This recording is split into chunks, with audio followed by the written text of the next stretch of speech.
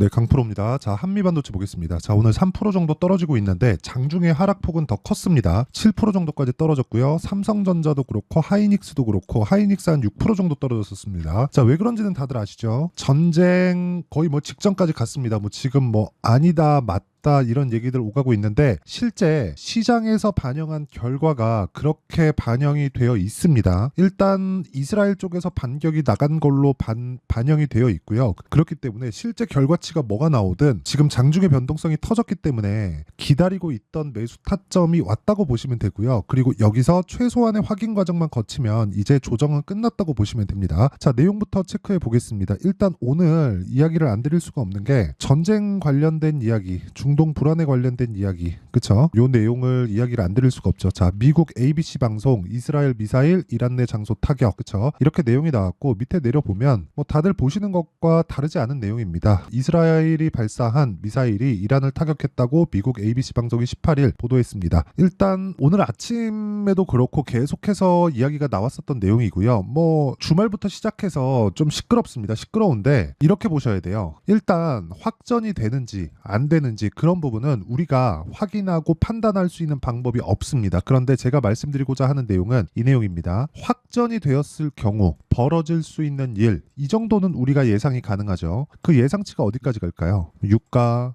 환율 이런 부분이 되겠죠. 이렇게 보실 수도 있어요. 환율이 무한정 올라가는 거 아니야? 환율이 너무 올라가서 금융위기까지 번지는 거 아니야? 이렇게 보실 수도 있는데 제가 계속해서 반도체 관련된 종목들을 이야기를 드릴 때 그리고 다른 종목들 관련해서 이야기를 드릴 때 누차 말씀드렸었던 이야기는 요거였어요. 자, 환율은 올라가면 올라갈수록 금융위기의 가능성을 가지고 있는 것은 맞습니다. 여기까지는 오케이. 근데 지금 환율이 높게 유지돼 왔었던 건 미국에서 금리를 높게 유지하기 때문입니다. 그렇다는 건 연준에서 용인 하에의 환율이 높아지고 있다는 거고요. 이걸 우리가 뒤집을 수 있는 방법이 없어요. 그런데 생각해 보세요. 한국 시장은 수출 기반으로 이루어져 있고요. 수출 기반이라는 건 환율이 높아졌을 때 호재거리가 있습니다. 매출과 이익이 높아진다는 그런 내용인데 자, 이 부분을 나쁜 쪽으로 해석할 필요가 없는 이유가 연준에서 높은 환율을 유지하고 있기 때문입니다. 그러면 오늘 발생한 전쟁 관련된 이유는 어떤 부분이 될까요? 전쟁이 만약에 확전이 되었다고 칩시다. 그러면 이 확전이 되어 있다는 부분을 지금 뭐 오보다 아니다 이런 얘기들이 계속해서 돌고 있는데 만약에 확전이 되었을 때 벌어질 수 있는 상황을 우리가 보면 너무 간단해요. 유가 튀죠. 그렇죠? 유가 튀고 인플레이션 안 잡히고 인플레이션이 안 잡히는 과정에서 위에서 뭘 해야 돼요? 금리로 찍어 누르는 방법 말고는 없습니다. 그렇다고 금리를 더 올리려면 지금부터 인플레이션이 아예 안 잡혀야 되는데 그러기에는 유가에 대한 변동폭이 지금 이 내용 한번 보시면 장중에 85불을 넘는 정도에서 그냥 끝나는 뭐 거의 뭐 그 정도입니다. 그리고 무엇보다 변동성 지수도 며칠째, 그쵸? 빅스 지수죠? 빅스 지수도 며칠째 급등세를 보이고 있고 이런 과정에서 추가적인 변동성이 나왔을 때는 바닥을 다지는 과정에서 나오는 그런 변동이라고 보시면 됩니다. 자, 근데 제가 왜 계속해서 반도체를, 그쵸? 이렇게 불안한 상황에서 반도체를 매수를 해야 된다고 말씀을 드리느냐? 자, 이틀 전에 ASML의 실적이 발표되고 나서 무슨 일이 벌어졌죠? 한국 시장의 반도체들이 쭉 빠졌습니다. 삼성전자도 그렇고 하이닉스도 그렇고 전체적으로 약세 구간을 만들어냈어요. 그런데 미국 증시에서도 반도체 종목군들의 힘이 빠지고 있습니다. 여기서 두 가지를 보셔야 돼요. AI 반도체에 대한 수요가 줄어들 것인가? 이건 아닙니다. 하지만 엔비디아한테 경쟁사들이 붙고 있습니다. 이건 맞아요. 무슨 얘기냐면 엔비디아의 경쟁사, 그쵸? 엔비디아의 적은 고객사입니다. 이게 엔비디아가 가지고 있는 최대 약점이에요. 이 약점은 어떻게 해소할 수가 없습니다. 그래서 엔비디아가 이번에 GTC에서 어떤 부분을 발표했느냐? 서버 자체를 내가 통으로 만들어줄게. 엔비디아에서 만드는 것 그리고 판매하는 것을 구분지었습니다. 구분지어서 엔비디아에서 만드는 것에 대한 성능치를 높이는 방법을 택했습니다. 즉 서버와 지금 쿠다로 구현되고 있는 소프트웨어에 대한 풀 패키지, 그쵸? 턴키 공급을 하겠다는 걸로 지금 사태를 돌파한다기보다 연착륙하려는 시도를 하고 있는 겁니다. 그러면 우리가 여기서 생각해야 될 게 있죠. 고객사들이 엔비디아가 만드는 칩을 내가 직접 만들어 쓰겠다. 너무 비싸니까. 그러면 여기서 생각해 보셔야 될 게 고객사들이 만들고 엔비디아에서도 만들고 그러면 뭐가 되죠? 메모리 쪽에 대한 경쟁자는 없다. 그래서 한미반도체가 지금 이렇게 불안한 상황 속에서도 주가가 크게 안 빠지는 겁니다. 많이 빠지면 사야지 이런 상황 기다리지 마세요. 그렇게 내가 기다리는 가격대는 오지 않아요. 이거 말고 한 종목이 더 있습니다. 여기 PSK 홀딩스. 자, PSK 홀딩스는 제가 오늘 매수를 했습니다. 오늘 매수를 했고요. 이 구간에서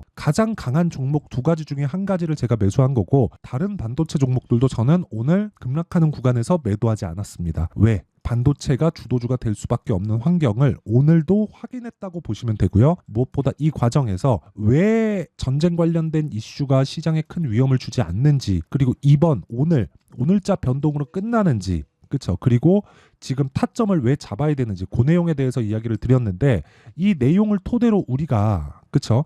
중요하게 봐야 되는 건 얼마에 사야 되는지 타점이다.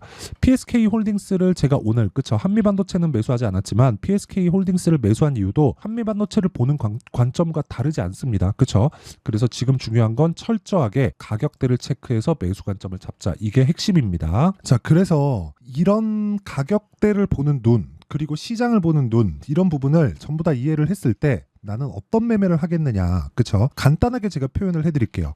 오늘 같은 경우에는 4월 19일 날 시장가 매수 8시 49분 장시작 전에 나갔고요. 2구 산업. 그쵸? 왜 갔는지 명확하게 제가 표현을 해드리겠습니다. 자, 내용 한번 보시면 간단하게 이해가 되실 겁니다. 예를 들어서 지금 자람 테크놀로지를 제가 매매한 타점이 나오는데 정확하게 3월 달에 고가 돌파 구간을 공략한 결과 75% 정도의 수익으로 나왔죠. 그리고 오늘 이야기를 드린 2구 산업 같은 경우에 내용 어떻습니까? 오늘도 15% 정도. 그쵸? 돌파하는 것부터 매수, 그리고 또 매수, 그리고 오늘도 매수 한 결과 15% 정도의 상승세를 보이고 있다. 이런 상황은 가격이 먼저 반영하는 주식시장의 가격 특성 때문에 그렇습니다. 그리고 아까 전에 말씀드렸죠. PSK 홀딩스. 자, PSK 홀딩스 같은 경우에도 오늘 그쵸 올라오는 과정에서 계속해서 매수를 해왔고요. 애초에 보유하고 있었던 종목입니다. 이미 2월 달에 8% 정도의 수익 구간을 만들어냈는데 그리고 나서 추가적으로 내가 판 가격보다 올라왔기 때문에 매수한 거다. 즉 올라가는 과정에서는 내가 앞으로 호재거리가 있는 종목들만 매수를 한다는 것이기 때문에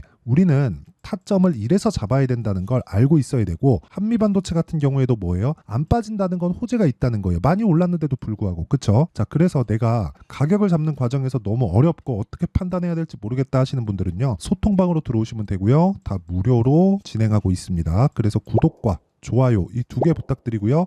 상단에 있는 전화번호로 10억 또는 소통 또는 구독이라고 문자 보내주시는 분들에 한해서만 제가 소통방 입장 링크를 순차적으로 공유를 해드리도록 할 테니까, 자, 지금 여러 가지 불안한 요인들이 있습니다. 와서 어떤 식으로 매매하는지 보시고 모든 분들이 제가 다 이해할 수 있게 설명드리도록 하겠습니다. 자, 그러면 제가 어떤 정도의 매매를 하고 있는지 그 내용에 대해서 제가 다 이야기를 드렸고 실제 매매 내용까지 다 공개를 했는데, 이 내용을 토대로 우리가 한미반도체를 보면 내용 간단합니다. 자, 메모리 반도체에 대한 수요는 앞으로 더 늘어난다. 그리고 무엇보다 지금 AI 반도체에 들어가는 HBM, 그쵸? HBM이 뭐가 나왔어요? 초과 수요가 발생하고 있는데 그럼에도 불구하고 삼성전자는 아직까지 HBM으로 인한 실적치가 높지 않아요. 굉장히 큰 폭으로 나오지 않고 있어요. 하이닉스가 거의 독점하다시피 하고 있으니까 아직까지는. 근데 여기서 한 가지 생각해 보자고요. 근데 왜 삼성전자의 실적은 돌았을까? 그쵸? 기본적인 반도체에 대한 경기 자체가 돌고 있다. 이런 과정에서 뭐 전쟁이 났다 그래서 뭐 상황이 뒤집혀지거나 이런 상황은 발생하지 않는다는 겁니다. 만약에 그런 상황이 발생했으면 한미반도체가 이쪽에서 가격대를 기다리고 있을 수 없습니다.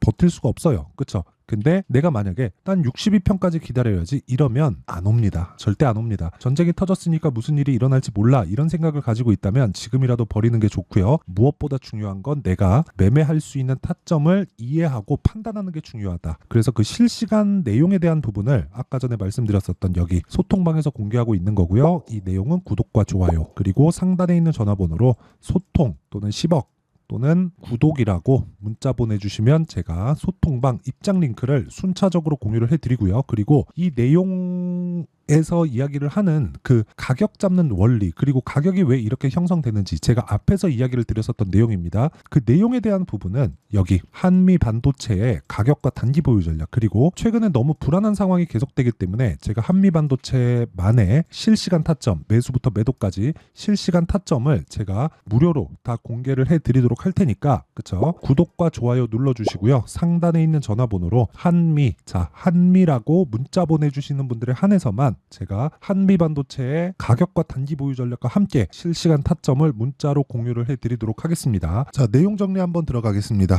자, 먼저 반영하는 주식시장의 특성, 이건 앞서서 말씀드렸죠. 이 특성을 봤을 때 지금 강한 종목이라는 건 맨날 오를 수 없습니다. 근데 오르는 과정에서 쉬어가는 구간이 있겠죠. 근데 그 구간에서 시장이 오늘처럼 안 좋은 상황이 있을 겁니다. 그때도 버티는 종목들이다. 이 종목들은 앞으로 호재가 있다. 즉 내가 주도주를 잡기 위해서는 강한 종목을 사야 되는 거지 내가 뒷걸음질 필요가 없다. 그렇죠. 그러기 위해서는 타점에 대한 이해, 내가 언제 어떻게 종목을 잡아야 되는지에 대한 이해, 이런 부분이 필요합니다. 그래서 이 내용에 대한 부분을 제가 어떻게 매매해야 되고 어떻게 그 분류를 해야 그렇죠. 매매에 활용할 수 있는지 다 이해를 시켜드리도록 할 테니까 영상 끝까지 시청하시고요. 모든 분들이 성공 투자하셨으면 좋겠고 오늘 시장 저점이니까 너무 걱정하지 않으셔도 됩니다. 자, 24년도가 돼도 여전히 시장은 녹록지 못합니다. 이런 상황이 벌어지는 건 어쩔 수 없습니다. 이런 상황에서도 수익이 나는 종목들의 구조는 변하지 않습니다. 즉 대시세 종목에 대한 구조는 변하지 않는다는 거고, 실제 제가 소통방에서 지속적으로 이야기를 드리고 있는 내용도 대시세 종목이나 시장 주도주를 공략하는 건 철저하게 가격 분석을 하라고 이야기를 드리고, 가격 분석 이후에는 이슈에 대한 파악, 그리고 이슈를 파악하고 나서는 다시 내가 얼마에 매수할지 그 타점에 대한 부분을 지속적으로 언급을 하고 있습니다. 자, 근데 생각해 보세요. 1월 달에 시장이 굉장히 어려웠습니다. 어려운 상황에서의 어떤 종목들이 강했냐 보면 반도체와 그리고 바이오입니다. 자, 실제 여기 보면요.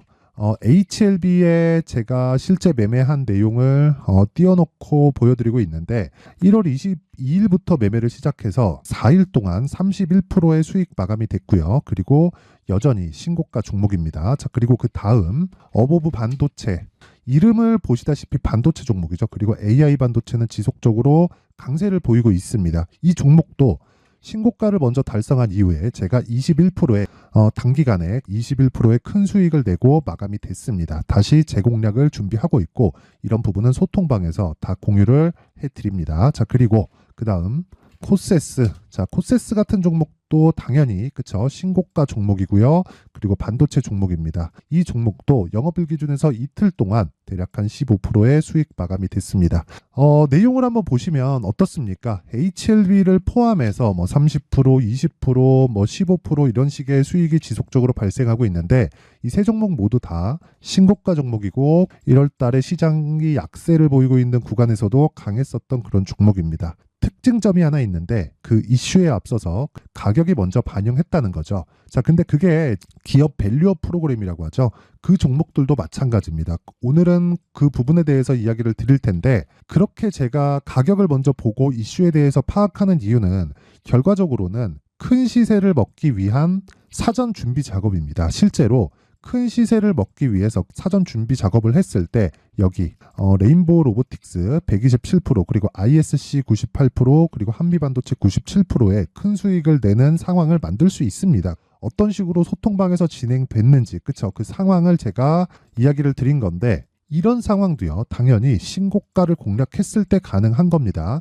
자, 그러면 이번에도 마찬가지입니다. 그쵸? 정부 주도의 코리아 디스카운트 해소 방안이 2월 달에 발표를 하고요. 그리고 2월 달에 발표된 내용을 토대로 주가가 움직이는 게 아니라 이미 움직인 내용이 있죠. 실제 이 내용은 크게 중요한 게 아니라는 겁니다. 실제 움직인 내용을 보면, 자, 기아차입니다. 실제로 12월 달에 신고가를 만들어 놓고 정부에서 입김을 불어 넣으니까 순식간에 기아차를 포함해서 현대차 같은 거대 기업들의 주가가 2주도 채 되지 않아서 40% 정도의 큰 시세를 냅니다. 자, 그러면 우리는 어떤 종목을 봐야 될까요? 이슈를 파악해야 되는 것도 맞지만 철저하게 가격에 맞춰서 매매를 해야 되는 게 당연히 중요합니다. 정부가 주도하는 정책 방향이 있겠죠. 그 방향에 맞춰서 우리가 종목을 찾을 필요가 있다. 자, 그러면 답이 나왔습니다. 정부가 주도하는 방향에 맞춰서 제2의 기아차를 찾는 게 지금은 중요하다. 근데 정부 정책의 방향에 맞게 가자. 그랬을 때 앞서서 제가 보여드렸었던 내용인 여기 레인보우 로보틱스 127%, 그리고 ISC 98%, 그리고 한미반도체 97%와 같은 수익을 낼 수 있습니다. 물론 시간에 대한 부분은 최소 2주의 시간이 필요하고요. 그리고 최장 3개월 안에 끝내야 됩니다. 자, 기아차의 시세를 보셨던 것과 같이 2월 달에 정부 정책의 방향이 결정되고요. 바로 3월 달이면 시행입니다. 자, 그러면 우리는 거기에 맞춰서 당연히 종목을 찾아야 되고 제가 제2의 기아차를 찾아놨습니다. 제가 아까 전에 소통방에서 이야기를 드렸었던 내용 다 공개를 해드렸는데 그 내용처럼 종목만 받고 싶다 하시는 분들은요. 상단에 있는 제 전화번호로 대시세, 자, 대시세라고 문자를 보내주시면 정부 정책의 방향에 맞는 종목을 모든 분들에게 무료로 공개를 해드리도록 하겠습니다. 자, 제가 원하는 건 채널 성장이 목적입니다. 자, 그래서 구독과 좋아요 꼭 좀 부탁드리고요. 모든 분들이 정부 정책에 맞는 방향으로 매매를 이어가서 큰 수익 보셨으면 좋겠습니다.